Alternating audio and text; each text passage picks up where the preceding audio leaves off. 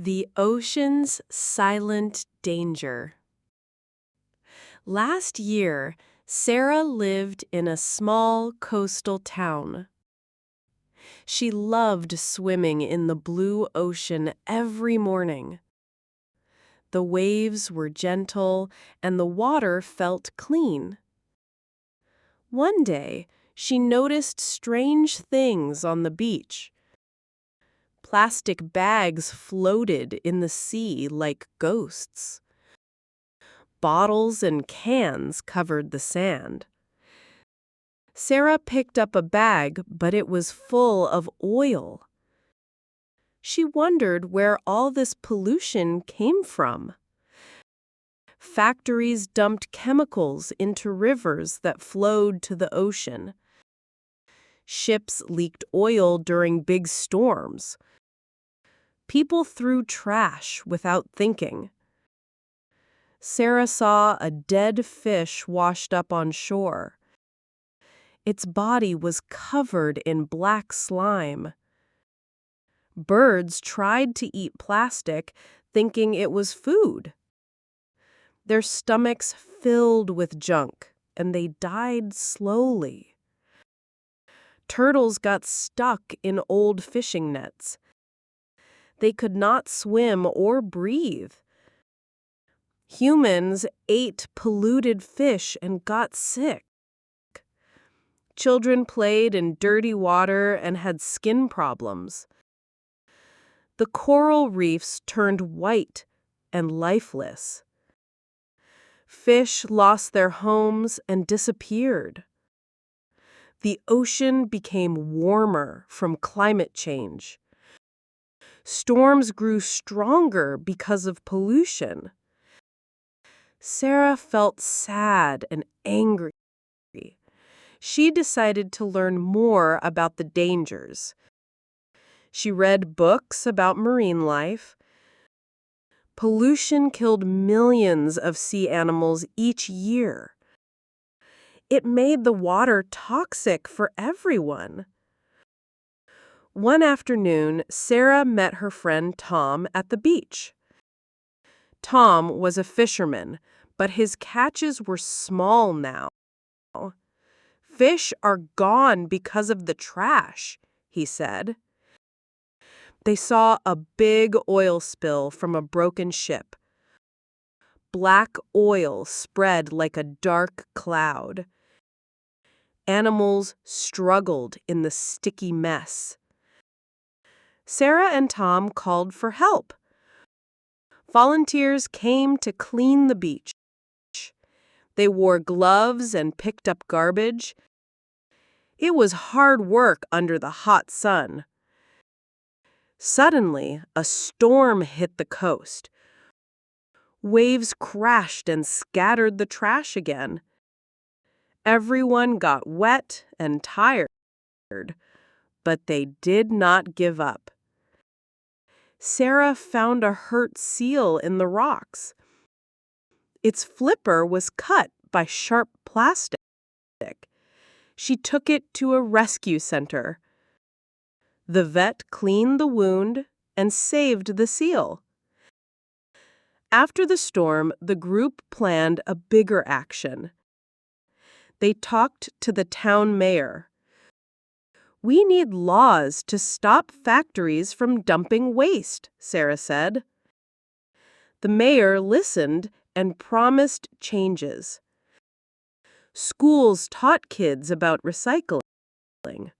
People started using less plastic. Beaches had cleanup days every month.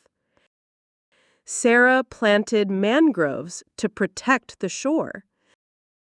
These trees filtered dirty water. Tom switched to eco-friendly fishing nets. Slowly, the ocean looked better. Fish returned to the reefs. Birds flew freely without danger. Sarah swam again in clearer water. She knew protection was ongoing work. Everyone must reduce, reuse, and recycle. Avoid single-use plastics at home. Support clean energy to fight climate change. Join local groups for beach cleanups. The ocean gives us life, food, and beauty. We must protect it for the future. Sarah's story shows one person can make a difference, but together we can save the seas. My phone, friend or foe? Last year, Alex got his first smartphone as a birthday gift. He was excited to use it every day. The phone helped him stay connected with friends. He chatted with them late into the night. It made him feel less lonely after school. Alex used apps to learn new languages. He practiced English words during bus rides. The phone gave him quick answers to homework questions. He searched for facts about history and science. One day, he got lost in the city. The map app guided him home safely. He listened to music while jogging in the park. It made exercise more fun and motivating. Alex shared photos of his hobbies online. People liked his posts, and he made new friends. The phone even reminded him of important dates. He never forgot his family's birthdays again. But soon, things started to change. Alex spent hours scrolling through social media. He compared his life to others' perfect pictures. This made him feel sad and insecure. He ignored his real friends at lunch. They talked, but he stared at his screen. One night, he played games until very late. The next day, he felt tired in class. His grades began to drop slowly. The bright screen hurt his eyes sometimes. He got headaches after long use. Alex's parents worried about his habits. They argued about phone time at dinner. Then, a big problem happened. While crossing the street, he checked a message. A car honked loudly, and he jumped back. He almost got hit because of distraction. This scared him a lot. He realized the phone could be dangerous. Alex decided to make some changes. He set limits on app use each day. He turned off notifications during meals. Now he reads books instead of endless scrolling. He meets friends in person more often.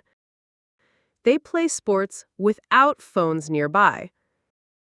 Alex still uses the phone for good things, like calling his grandma far away or finding recipes to cook with his mom. He learned to balance the positive and negative sides. The phone is a tool, not a boss. It can help or harm depending on how you use it. Alex feels happier and more in control now. He shares his story with others. Everyone should think about their phone habits. More than just a cake. Leo was 17 and lived with his parents. He never helped in the kitchen. His mom always cooked, and he just ate. One day, his school announced a Family Skills Week. Students had to learn a new life skill and present it. Leo didn't know what to choose. He asked his friends, "What should I do?" One said, learn to cook something simple. Leo thought, maybe I can bake a cake. He had never baked before, not even a cookie.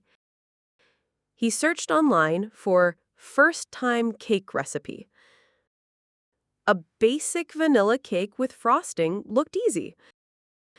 He wrote down the ingredients: flour, sugar, eggs, butter, baking powder. He saved his pocket money to buy them. At the supermarket, he wasn't sure which flour to pick. He asked a worker, who pointed to all-purpose flour. He also bought a round baking pan and a mixer. Back home, he read the recipe again and again. He set the oven to 175 degrees Celsius as the recipe said.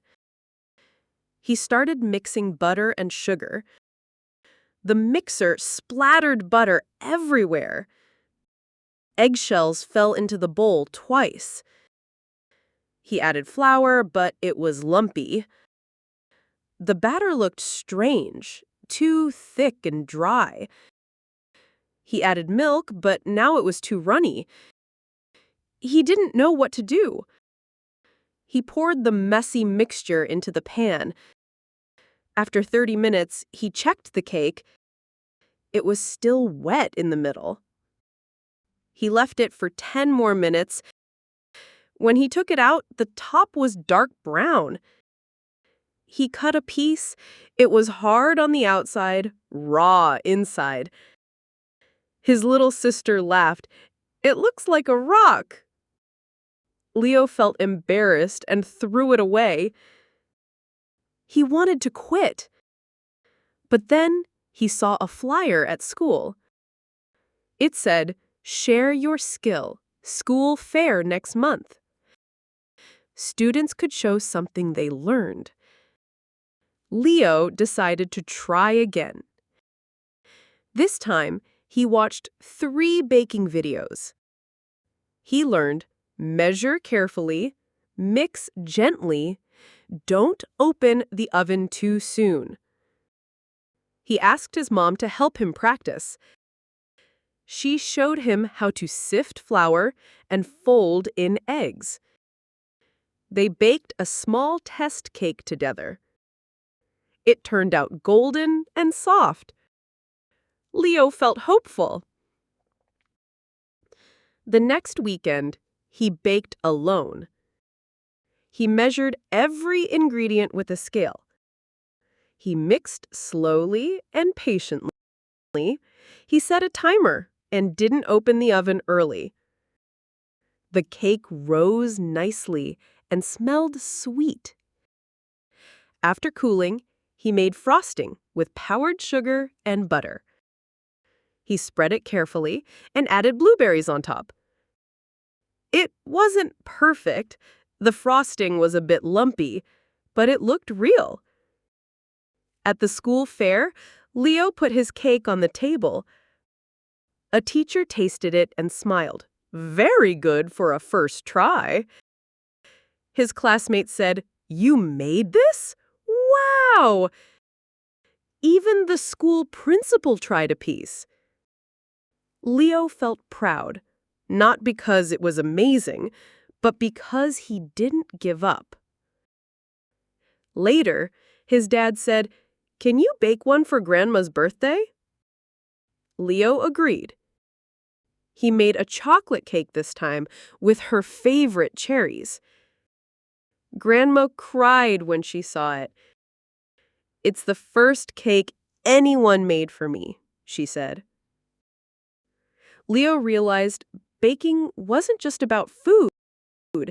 It was about care, time, and love.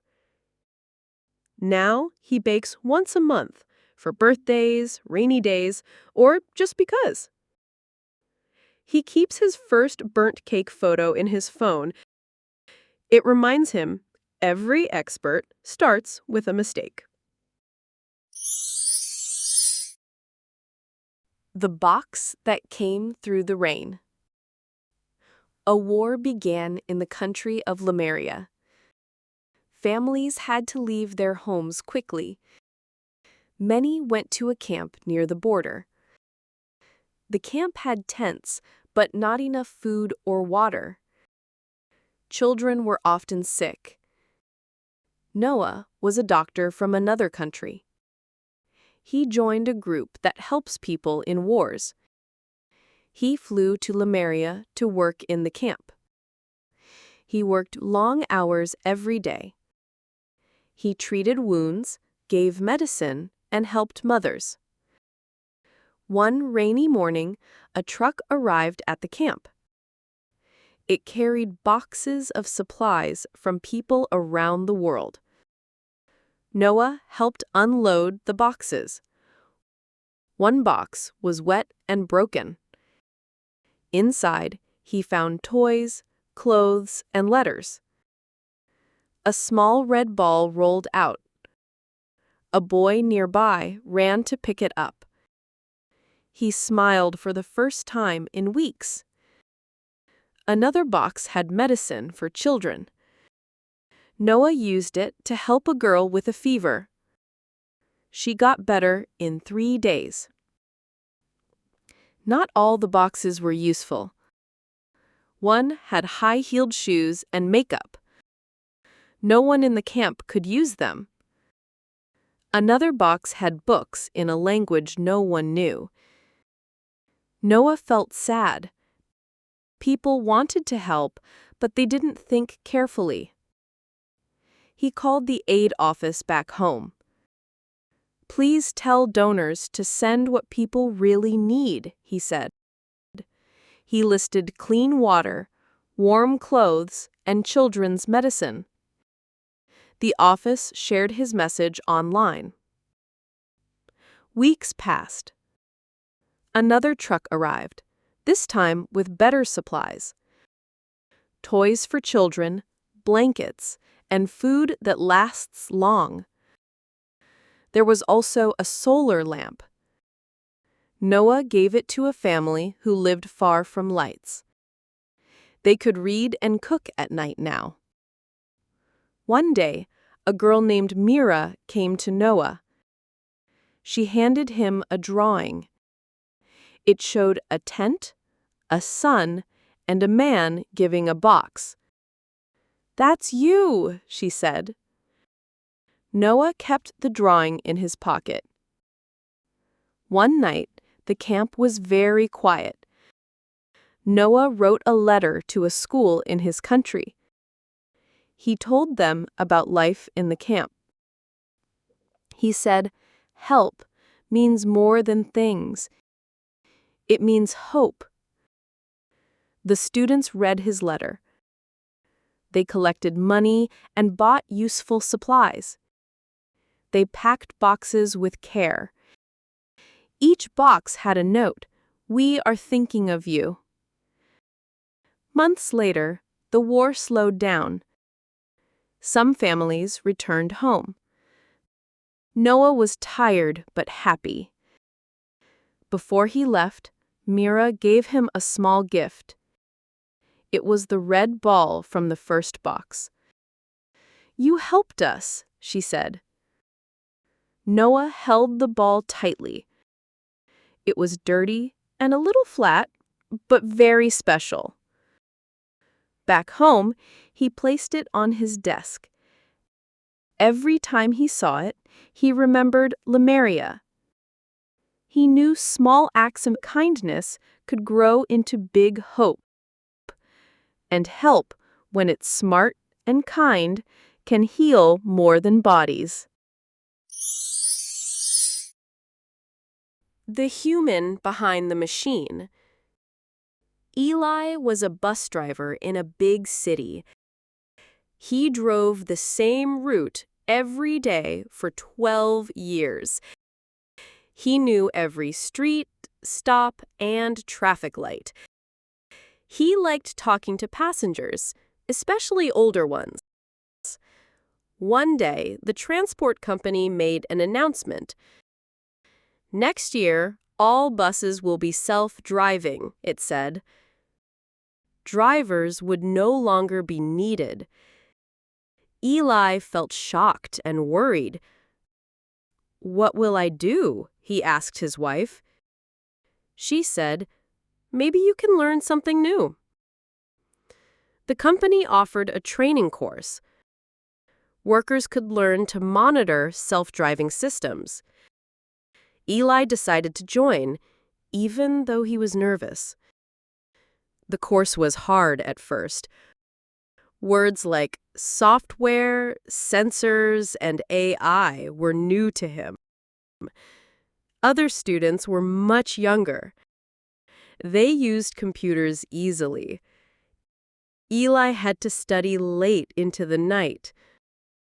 His daughter helped him practice on a tablet. After 3 months, he passed the test.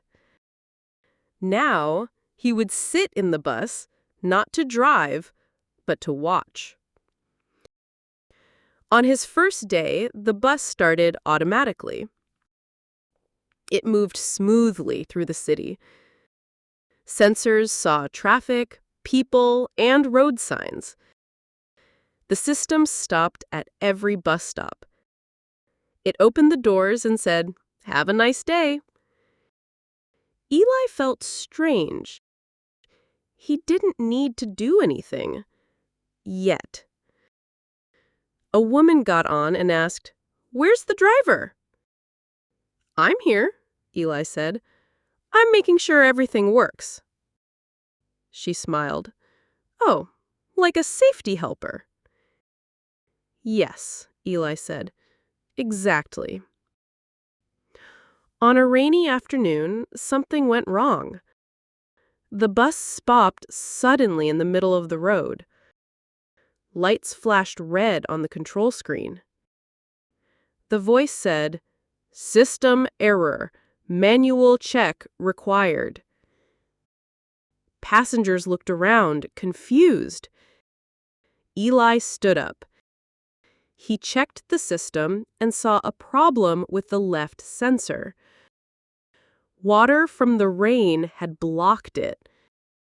The computer didn't know what to do. Eli cleaned the sensor with a cloth. He restarted the system. The bus started moving again. Passengers clapped. "Good job," someone said. Eli felt proud. After that day, he understood his new role.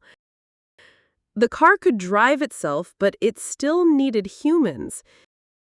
It couldn't think like a person when things went wrong. Eli started teaching new monitors at the company. He told them, "Trust the machine, but stay awake." He also gave talks at schools. He said, "I didn't lose my job. I changed it." Some people still feared self-driving cars. They said, "What if it crashes?" Eli said, "Machines help us, but we must guide them." Years later, most vehicles in the city were automatic, but every bus still had a human on board. Not to drive, but to care, decide, and act. Eli kept working, older now, but still alert. One day, a little boy asked him, "Are you the driver?" Eli smiled. "I'm the person who makes sure the car stays safe. And that's important too." My adventurous trip to Hawaii. Last summer, I decided to visit Hawaii for the first time. I had always dreamed of seeing its beautiful beaches and volcanoes. I booked a flight from New York to Honolulu. The journey was long, but I was excited. When I arrived, the warm air welcomed me. I rented a car to explore the islands. First, I went to Waikiki Beach. The waves were perfect for surfing. I tried surfing, but I fell many times. Then I met a local guide named Kai. He offered to show me hidden spots. We drove to the North Shore. There, we saw big waves and surfers. Suddenly, a storm came quickly. The rain was heavy and the roads got slippery. My car slid off the road into some bushes. I was scared, but Kai stayed calm. He called for help using his phone. While waiting, we talked about Hawaiian culture. He told me stories about ancient legends. Soon, a tow truck arrived. They pulled my car back to the road. After that, the sun came out again. We continued to a secret waterfall. The water was clear and cold. I swam in the pool below it. Later, we hiked up a volcano trail. The view from the top was amazing. I saw lava fields and green forests. On the way back, I found a lost puppy. It followed us to the car. Kai said it might belong to a nearby farm. We drove to the farm and returned the puppy. The farmer thanked us with fresh fruits. That night, I ate delicious Hawaiian food. I tried poke and pineapple. The next day, I visited Pearl Harbor. I learned about its history. It made me think about the past. Finally, it was time to fly home. I felt sad to leave, but I had many memories. Hawaii was more adventurous than I expected. I want to go back someday.